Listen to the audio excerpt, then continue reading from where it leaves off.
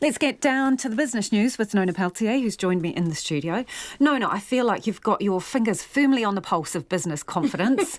So, yet another report on this. What is it showing us? Okay, this one is for the first week of July. So it's a preliminary report. ANZ do a larger report. This is why you seem to be thinking that you're hearing this more often. You actually are. And we probably care more at the moment as well. We do care a lot more, and this is for the first week of July, and it's showing there is an improvement. Okay. However, the outlook is grim in the extreme, let's just say. It's not a good outlook. And also, they suggest that the global outlook is even dire. So I wouldn't say this is a great big bounce, but it is an improvement from what we saw previously. So this is a good thing, right? So tell us a bit about the outlook then. Well, some of the better pieces in it. Okay, let's just focus on the better, right?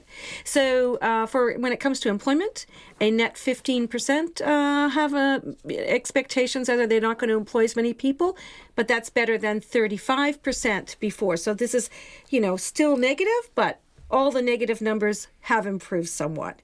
It's still pretty weak. And so we'll have to see what happens for the rest of the month. But for now, look, this is better than it was. We're expecting it to get worse, though, I think, with the recession still yet to really bite into our economy.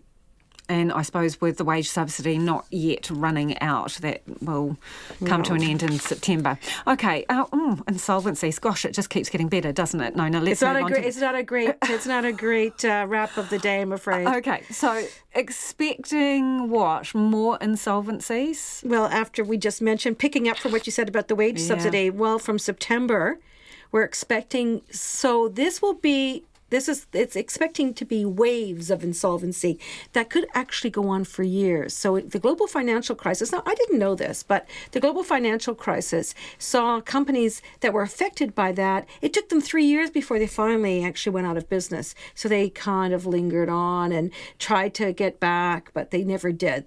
So a 3-year term before some of those companies actually failed.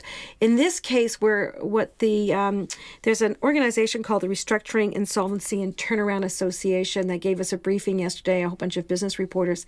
And one of the things they said was that they think that what's going to happen is it will come in waves. So the first wave will be in September, and it will be those companies that were already struggling heading into the lockdown. Mm-hmm. Those were the companies that had been affected, say, by exports to China or what have you. They were struggling already then.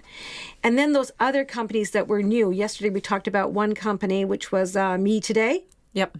Well, they're a new startup company with a brighter outlook, obviously, because they're still raising money and have a gung-ho attitude. But others that started just before the lockdown might not be doing as well, especially if they're not able to raise any money and they never got their feet off the ground to begin with. So those ones will be the first to suffer. Then later in the new year, we're expecting those companies that had pretty strong balance sheets to then sort of be taking a step back and saying, look, do we still have a business? And for example, the tourism industry, we can expect big hole there.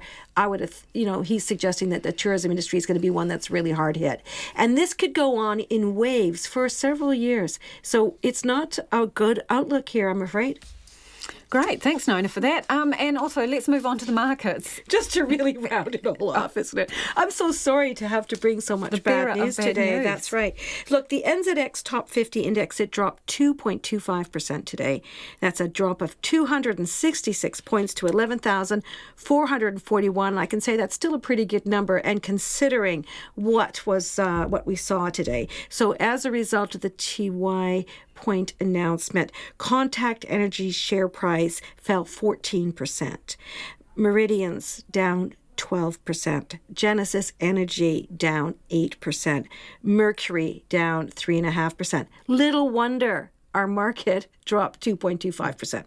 Other companies in the markdown were Trustpower, Vector, which is a lines company, and the port company at Bluff, Southport. That company, about a third of its cargo is the TY smelter. But that doesn't necessarily translate into a loss of a third, because they do get a fee from TY, which is going to run for at least, till 2043. And he didn't disclose what that fee is, but it definitely has some kind of an offsetting effect. So, yeah, not great news there either. And the New Zealand dollar, on the other hand, well, if these things matter to you, 65.8 US cents, so quite a bit stronger, but steady against the Australian at 94.2 and 52.1 British pence. Thank you, Nona. That's Nona Peltier with our business wrap.